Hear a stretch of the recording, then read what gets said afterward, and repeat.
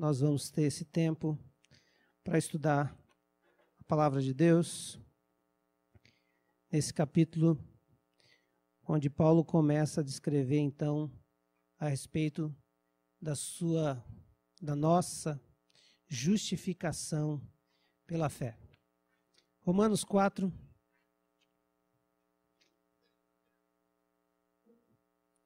Deixa a sua Bíblia aberta lá. Eu quero fazer um rápido resumo.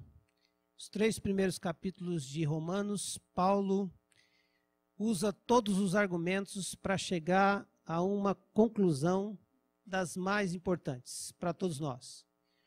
Todos somos indesculpáveis diante de Deus, porque todos somos pecadores. Essa é a verdade central do Evangelho. Só podemos dar a boa notícia da salvação em Cristo, antes nós precisamos dar a má notícia. E a má notícia é que não existe nenhum mérito em mim, nenhuma obra, nenhuma ação que me leva para o céu. O céu não é lugar de bonzinhos. O céu é lugar de pecadores perdoados por Cristo Jesus. Essa verdade central do Evangelho, não é a verdade central de Romanos, essa é a verdade central do cristianismo e verdade central da Bíblia. Paulo, então, fortalece nos 3 primeiros capítulos. Para agora ele passar a responder uma outra pergunta. Bom, se agora todos somos indesculpáveis, todos somos pecadores, todos iríamos para o inferno, então como seremos salvos? Como nós podemos nos salvar? E essa é a grande pergunta daqueles que, bem intencionados, buscam o Evangelho.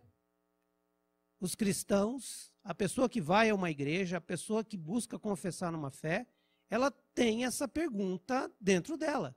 E ela quer responder. Então, se não é pelo que eu faço, né, não é pelo que eu tenho direito, então como é que eu serei salvo? E aí Paulo está conversando com os romanos, na verdade na igreja em Roma, que era constituída de judeus e de gentios, todos aqueles que são, né, não são judeus.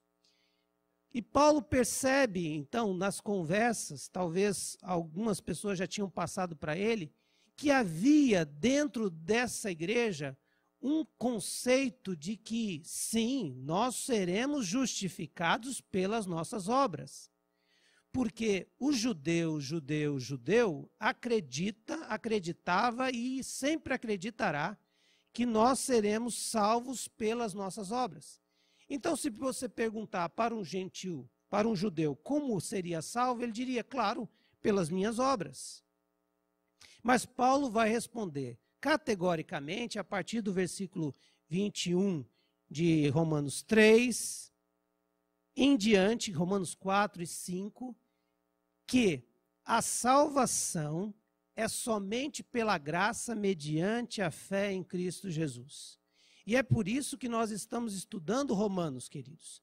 Porque se você não entender, ao final de Romanos, o que significa ser salvo pela graça, mediante a fé em Cristo Jesus, o seu evangelho estará distorcido. E a maneira como você vive o evangelho fará com que você, bem intencionadamente, continue vindo à igreja, mas nunca experimentar a real salvação em Cristo Jesus. É por isso que os evangélicos hoje em dia estão divididos em várias categorias. Mas poucos estão dentro do Evangelho de Cristo, vivendo exatamente aquilo que Cristo pediu para que eles vivessem. Uns estão vivendo numa graça barata, distorcida, e nós vamos conversar sobre isso em Romanos. E Paulo vai fazer essa pergunta. Romanos 6, Romanos 7. E outros estão vivendo num legalismo, numa formalidade, num conjunto de regras de pode e não pode. E aí Paulo vem exatamente para nos libertar, não Paulo, mas o evangelho de Deus que Paulo pregava para nos libertar disso. E ele vai dizer então, olha, vocês judeus dizem que serão salvos pelas obras e até poderiam reivindicar dizendo, olha, o nosso pai Abraão foi salvo pelas suas obras. E Paulo vai dizer, nem o nosso pai Abraão foi salvo pelas obras. E vou usá-lo aqui, nesse tempo da minha carta, para que vocês entendam isso. Então, Paulo está escrevendo aqueles que, porventura, ainda acham que podem se salvar pelas suas obras. E aí, ele começa dizendo no versículo 1, 2 e 3. Abraão foi justificado pela fé e não pelas obras. Olha o que diz os versículos 1, 2 e 3. Portanto, que diremos do nosso antepassado Abraão? Se de fato Abraão foi justificado pelas obras, ele tem do que se gloriar, mas não diante de Deus. Que diz a Escritura? Abraão creu em Deus e isso lhe foi creditado como justiça. Paulo então começa a dizer categoricamente, Abraão não foi justificado pelas coisas que ele fez. Abraão foi justificado pela fé que ele depositou em Deus e isso foi como crédito na conta dele. E Paulo está reivindicando as Escrituras porque é um argumento válido. O judeu ia para a Escritura e ele queria saber onde está escrito. E Paulo está dizendo, você sabe onde está escrito? Está escrito lá, nós sabemos que é em Gênesis 15, de 1 em diante, onde Deus está dizendo para Abraão e prometendo para ele que lhe daria um filho, lhe daria uma descendência e faria ele pai de uma grande nação, chamando para fora e dizendo, olha, dá uma olhada nas estrelas, a quantidade de estrelas, a sua descendência será muito maior do que as estrelas do céu. E quando Deus diz isso para Abraão, Abraão não tinha nenhum filho, Abraão tinha apenas o seu servo Eliezer, o Damasceno, e ele então diz para Deus, eu acho que vai ficar minha herança para ele. E Deus olha para ele e diz, não, isso não vai acontecer porque eu estou te dando uma promessa. E neste momento, Abraão creu em Deus, mesmo que todas as possibilidades, todas as circunstâncias, todas as situações que ele olhasse, não levava a crer. Então, essa ação de Abraão, de crer, de depositar a confiança que Deus poderia fazer aquilo que ele prometeu fazer, foi acreditado como justiça, e é isso quem salvou, o que salvou Abraão, o que justificou Abraão, a sua fé. E aí ele vai dizer no versículo 4, uma argumentação, né? Ora, o salário do homem que trabalha não é considerado como favor, mas como dívida. E eu estou dizendo a vocês, nesses 3 primeiros capítulos, Paulo está dizendo, que ninguém merece nada de bom. Se for pelo salário, salário é pagamento de um trabalho. Quais são as nossas obras? As obras são más, então nós merecemos o castigo. Mas é interessante que Paulo vai usar essa expressão salário, e eu imagino que na conversa, né, dava para perceber, mas quais foram as obras de Abraão? O judeu lembrava das suas obras de fé, né, das suas ações de fé. Gênesis 15, Gênesis 17, Gênesis 18, Gênesis 22, que é o clássico onde ele entrega o seu filho. Mas esqueceram de que existem obras na vida de Abraão que ninguém quer citar. E são essas obras que requerem, então, pagamento. Se salário é para quem trabalha, e se trabalho, qual é o trabalho que Abraão fez? Então, vou citar alguns trabalhos aqui para você entender. Abraão mentiu para o rei do Egito sobre ser irmão de Sarai. Isso é uma obra que Abraão fez. Se obra merece pagamento, então qual é o pagamento por essa mentira que quase custou a vida do rei do Egito? Segundo, Gênesis 16, de 1 a 4. Achar que teria que ajudar Deus a cumprir a promessa de ser pai de uma grande nação, quando ele aceita a proposta da mulher dele, dizendo assim, eu não consigo engravidar. Nós temos que ser os pais de uma grande nação. Então toma aqui Agar, a minha serva, e você tem relação com ela, e através dela nós teremos uma grande nação. Vamos dar uma mãozinha para Deus, porque esse plano não vai se cumprir. E Abraão falou, pô, sinto constrangido, não queria isso, tal, mas você está me forçando, vou ter que fazer isso. Ele peca exatamente porque é uma promessa e ele não crê nisso. Então, qual é a obra de Abraão? A obra de Abraão é descrença. E qual é o pagamento pela obra de descrença? Castigo. E aí, para não baratear a situação, nós olhamos aí, mais uma vez em Gênesis 20, de 1 a 7, Abraão faz a mesma coisa com outro rei, o rei de Gerar, que era o Abimeleque. Ele mente de novo a respeito de Sara.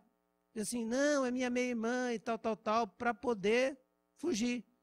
Cadê a dependência de Deus? Então, esse status de Abraão como homem que não tinha pecados, e por isso ele foi justificado pelas suas obras, ele cai por terra. Por isso que Paulo vai dizer, o salário do homem que trabalha não é considerado como favor, mas como dívida. Então, Deus está devendo para o Abraão. Então, o que Deus está devendo para Abraão? Essas três cenas que eu estou dizendo, Deus está devendo justiça. Deus está devendo castigo. Abraão merecia, então, receber o pagamento pelas suas obras más. Mas o que diz o versículo 5 de Romanos 4? Todavia, aquele que não trabalha, mas confia em Deus, que o justifica o ímpio, sua fé lhe é acreditada como justiça. Então, nós merecíamos o pagamento do castigo, Abraão também merecia, mas a graça é um favor imerecido. Nós não recebemos o pagamento pelo que merecemos, nós recebemos um favor de Deus, que é nos creditar a justiça, porque nós depositamos a nossa confiança nele. Abraão creu que Deus faria tudo o que ele prometeu, mesmo que ele prometesse fosse impossível aos olhos de Abraão, que na época era Abrão. Esse é o ponto importante, queridos, que Paulo está querendo dizer para mim e para você. A salvação é algo impossível. E é por isso que você não pode fazer nada para merecê-la. Você pode se esforçar, mas alcançá-la somente a graça de Deus, que traz a você a graça dele e imputa em você, acredita em você essa graça, porque você olhou para si, creu que não conseguia fazer, mas olhou para Cristo e os méritos de Cristo na cruz e disse, só Cristo pode me salvar. E é essa ação poderosa que faz com que a gente seja justificado diante de Deus. E aí, Paulo chama um outro exemplo de um outro grande homem na vida do povo judeu, que era o seu rei maior, Davi.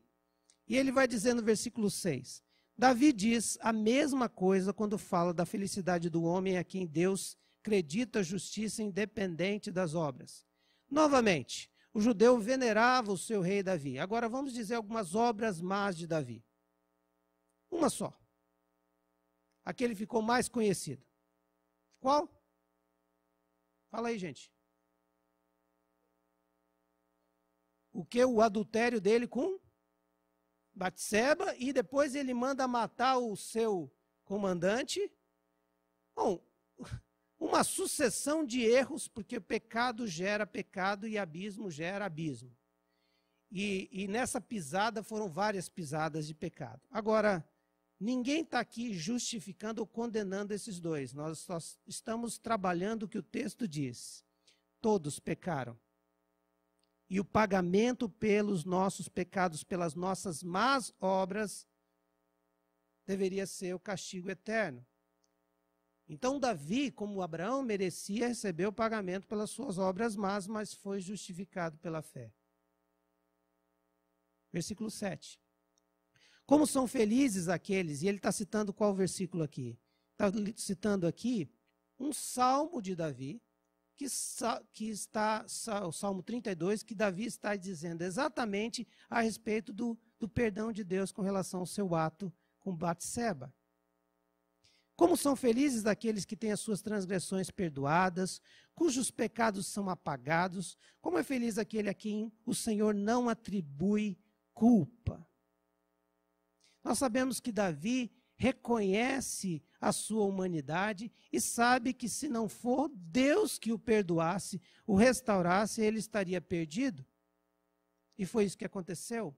Então, tanto Abraão quanto Davi tinha credenciado para eles a fé ou o crédito de Deus exatamente porque eles tinham duas coisas: o reconhecimento da sua humanidade, do seu pecado, e também o reconhecimento que só Deus poderia restaurar a sua vida e a sua sorte.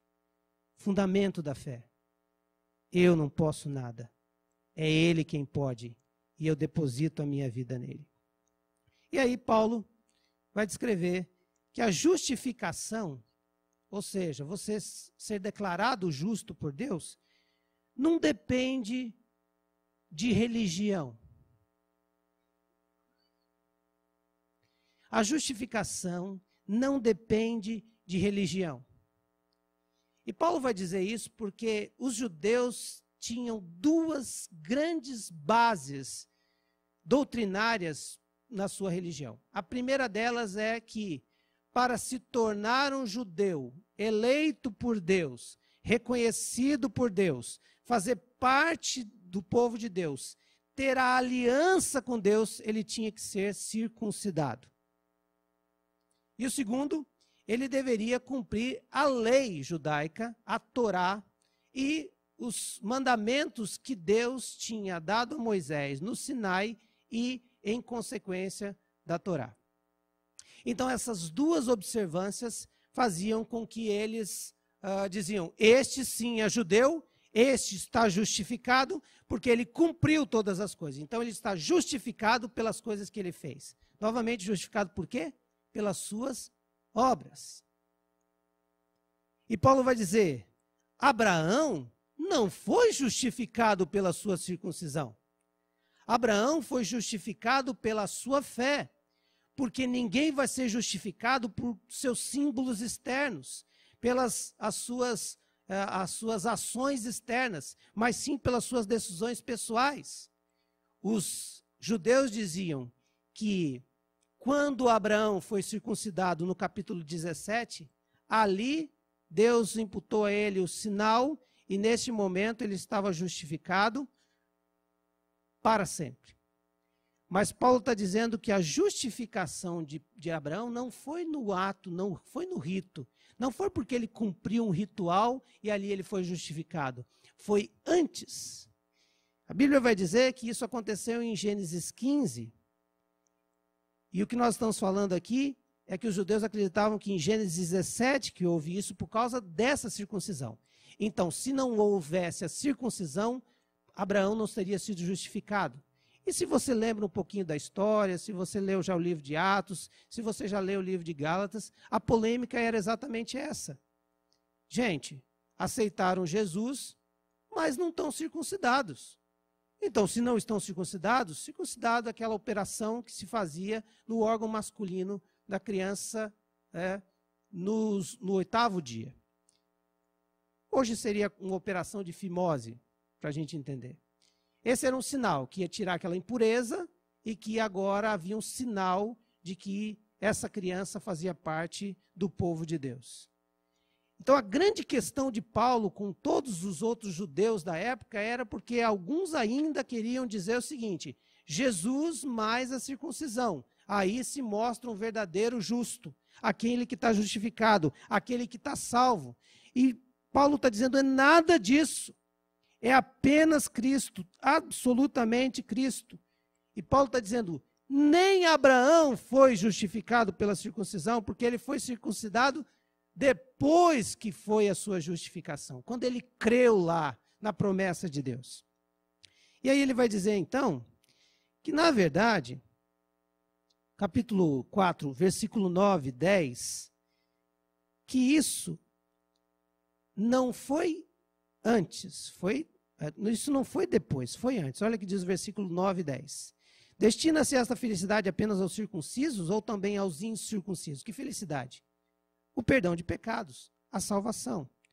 Já que dissemos no caso de Abraão, a fé lhe foi acreditada como justiça, sobre quais circunstâncias? Antes ou depois de ter sido circuncidado? Não foi depois, mas antes.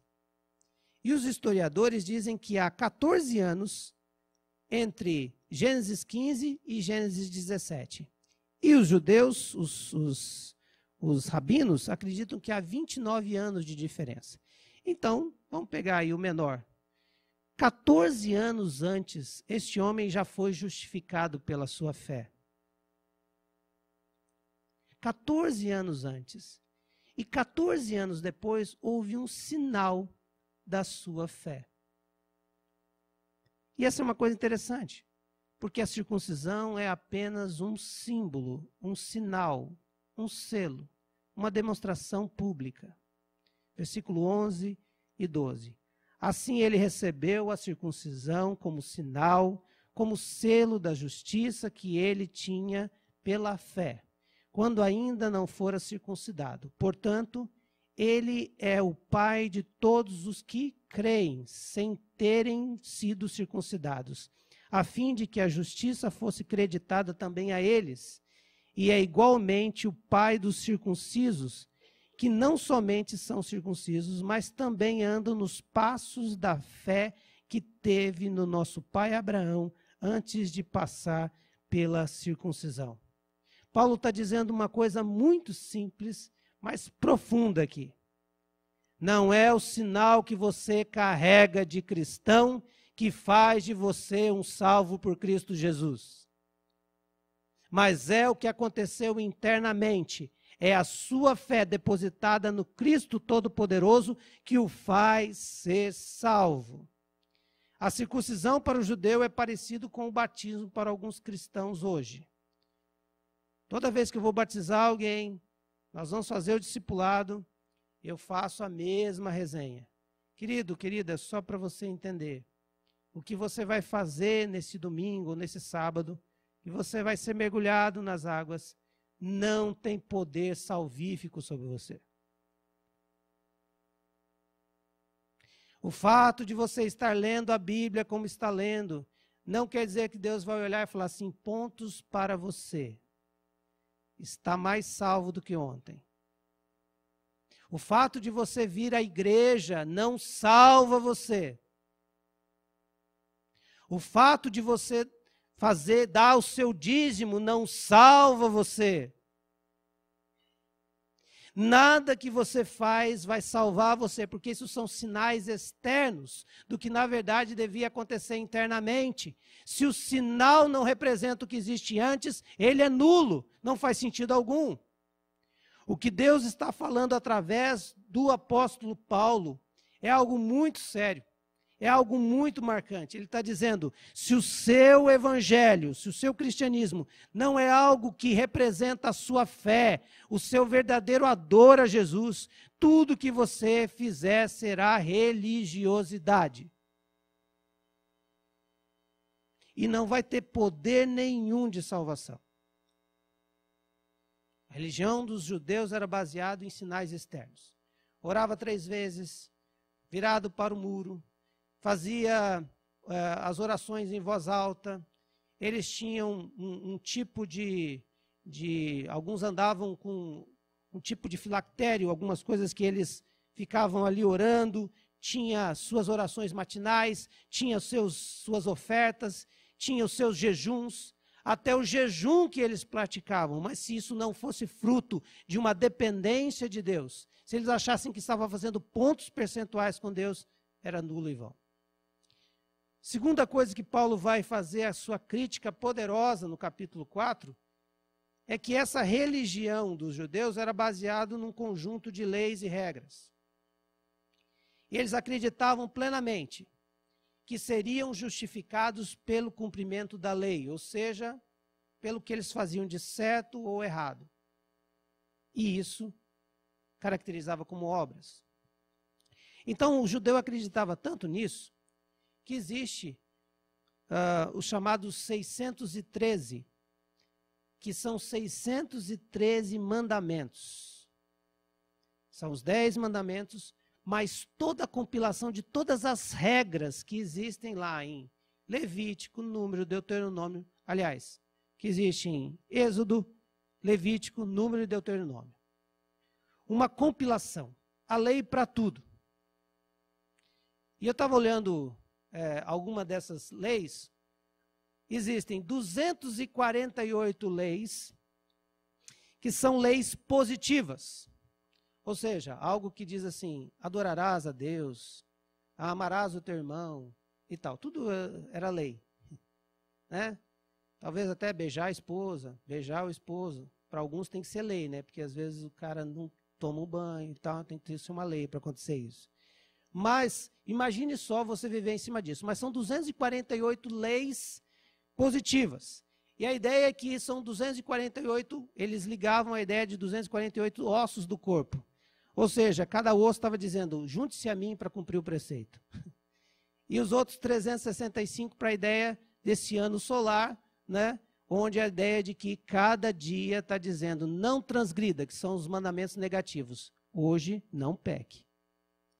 Imagine só a vida do judeu. Todos os dias. Então, hoje eu estou nessa situação. Eu preciso resolver. Está acabando o dia, mas eu ainda não fiz tudo que eu tinha que fazer. Eu estou em dívida. O pagamento será um pagamento ruim. Eu não vou ser justificado pelas minhas obras, porque as minhas obras não estão sendo boas. Essa era a religião dos judeus. E Paulo está dizendo, Abraão não foi justificado pela obediência da lei também. Olha o que diz o versículo 13 e 14. Não foi mediante a lei que Abraão e a sua descendência receberam a promessa de que ele seria herdeiro do mundo, ou seja, pai de todas as nações, né? Mas mediante a justiça que vem da fé. Pois se os que vivem pela lei são herdeiros, a fé não tem valor e a promessa é inútil. Paulo está dizendo, não foi justificado Abraão pela lei, porque Abraão tem 430 anos antes, ele vive, e depois de 430 anos, nasce Moisés, faz-se a lei no Sinai. Então, como alguém pode ser cobrado de algo que existiu depois? Ninguém é salvo pela lei, todos serão salvos pela sua confiança em Deus. Gálatas 3, 17 e 18, Paulo trabalha isso com os Gálatas, dizendo, quero dizer isto, a lei que veio 430 anos depois, não anula a aliança previamente estabelecida por Deus, de modo que venha a invalidar a promessa. Pois se a herança depende da lei, já não depende da promessa. Deus, porém, concedeu-a gratuitamente a Abraão, mediante a promessa. E por isso no versículo 15 ele vai dizer, porque a lei produz a ira, e onde não há lei, não há transgressão. Paulo está dizendo uma coisa muito simples. A lei veio para mostrar que você está em pecado e que você precisa de um Salvador. Mas a promessa veio para dizer que aquele que cumpriu, que prometeu, é fiel para cumprir. Porque lei requer obediência, mas promessa se requer fé.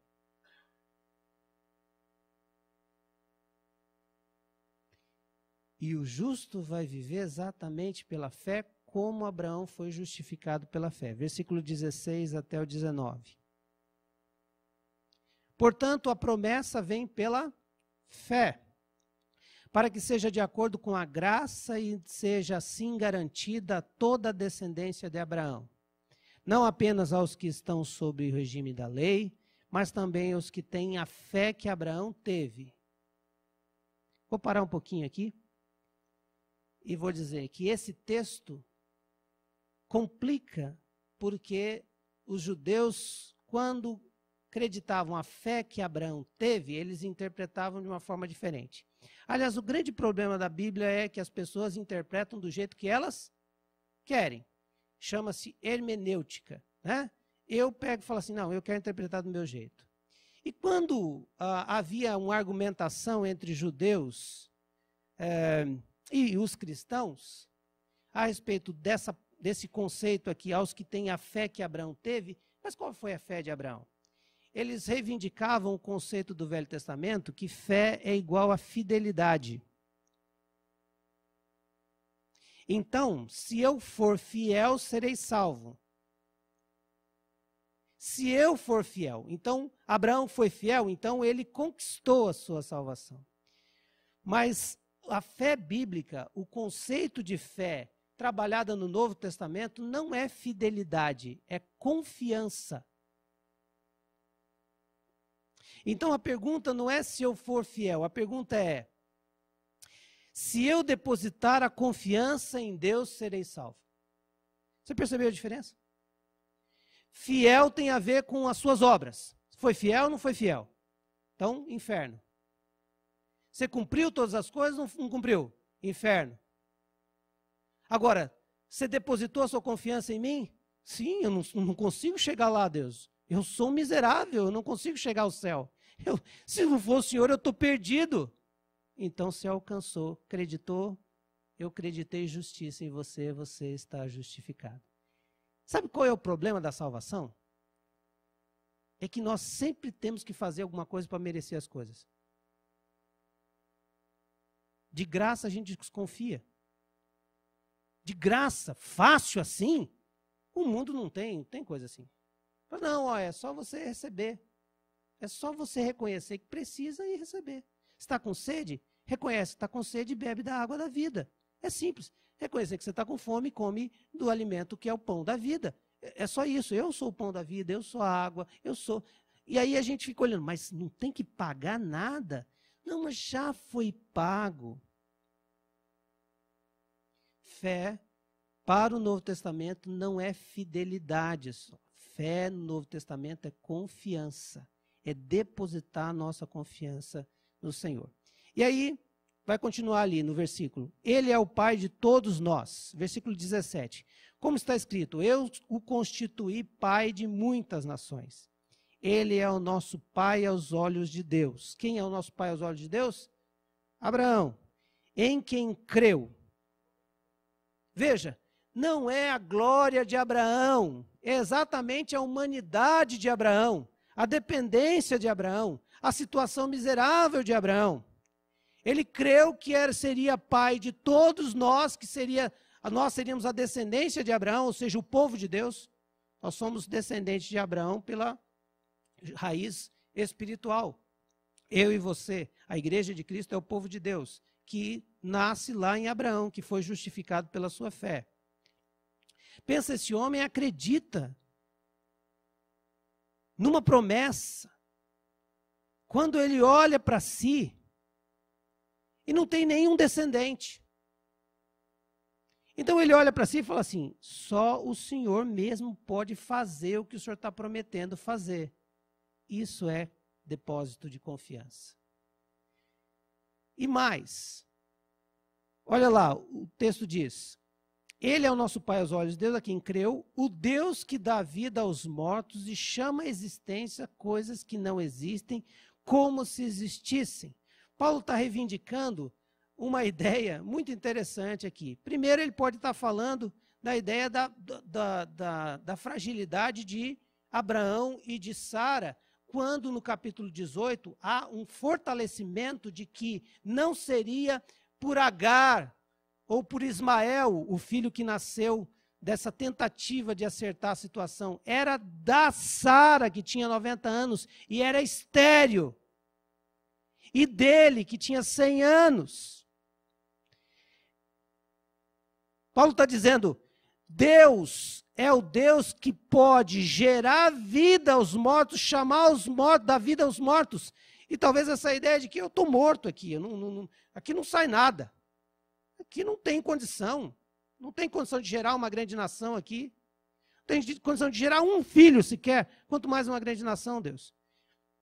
E a outra é chamar à existência as coisas que não existem.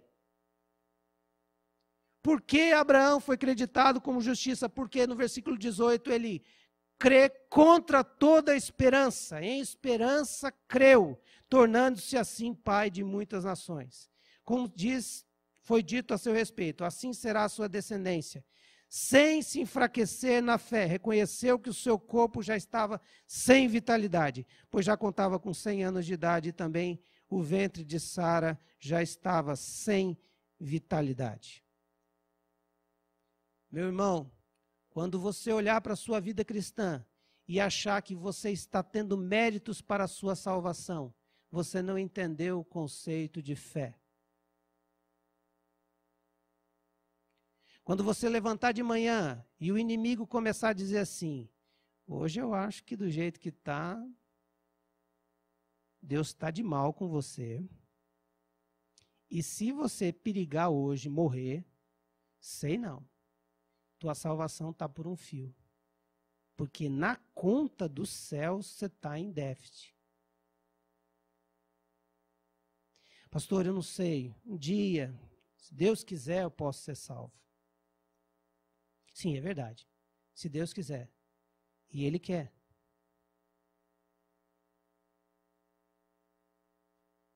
Pastor, eu tenho medo, eu acho que eu fiz um monte de coisa errada, eu continuo fazendo algumas coisas erradas. E por que você faz algumas coisas erradas? Você nunca teve o sinal do Espírito Santo mexendo com você, te incomodando e dizendo que está errado? Então, clama a Deus por conversão, porque você ainda não conheceu o Espírito de Deus. Agora, quando você chega para mim e diz assim, pastor, eu estou errado, eu sinto que estou errado, eu sei que estou errado, e eu quero o perdão, esse é o sinal de que você foi justificado pela fé, e Deus está dizendo assim, ei, você é meu, nada disso, para com essa situação. Mas o que eu não aceito é o cristão oprimido por Satanás, com dúvidas na sua salvação, porque ainda não crê que é Deus quem pode salvá-lo, e não descansa na salvação em Cristo Jesus, não celebra a salvação em Cristo Jesus, porque tem que depositar sua confiança em Deus e na promessa de Deus, Deus irá cumprir, porque Deus amou o mundo de tal maneira que deu seu Filho unigênito para todo aquele que deposita a sua confiança. Não pereça, mas tenha a vida eterna. Que diz o versículo 20 até o 22. Mesmo assim não duvidou, nem foi incrédulo em relação à promessa de Deus, mas foi fortalecido em sua fé e deu glória a Deus, estando plenamente convencido de que ele era poderoso para cumprir o que havia prometido. E, em consequência, isto lhe foi também creditado por justiça. Abrão, no capítulo 15 de Gênesis, era conhecido como pai exaltado. Esse era o significado do nome dele. Mas que pai? Só Deus poderia ser esse pai exaltado, porque ele não era um pai exaltado. Ele não tinha filhos. Um nome que era um contrassenso. Mas no capítulo 17, Deus o chama, faz o sinal da sua circuncisão, marcando a sua aliança com ele, dando o sinal da sua aliança, e o dá um outro nome, que é Abraão, um A mais, que no hebraico faz toda a diferença. E ele se torna pai de muitos. Mas quantos eram muitos naquela época? Nenhum. Ou Ismael, né? E que não era o filho da promessa. Qual é a promessa, Senhor? A promessa é que um povo será constituído através de você. E um dia esse povo vai estar reunido em igrejas, em locais. Esse povo da promessa será o cumprimento da minha promessa com você. Porque você creu contra a esperança, contra a circunstância, contra a racionalidade, contra o entendimento, contra as convicções, contra as religiões, contra as fés. Você creu. você depositou a sua confiança em mim. E por isso, o texto vai terminar em 23, 24 e 25. As palavras que lhe foi acreditado não foram escritas apenas para ele, mas também para nós, a quem Deus creditará a justiça, para nós que cremos naquele que ressuscitou dos mortos a Jesus, nosso Senhor.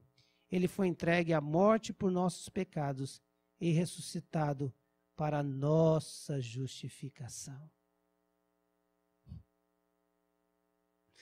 O que Romanos 4 me ensina e te ensina? Primeiro,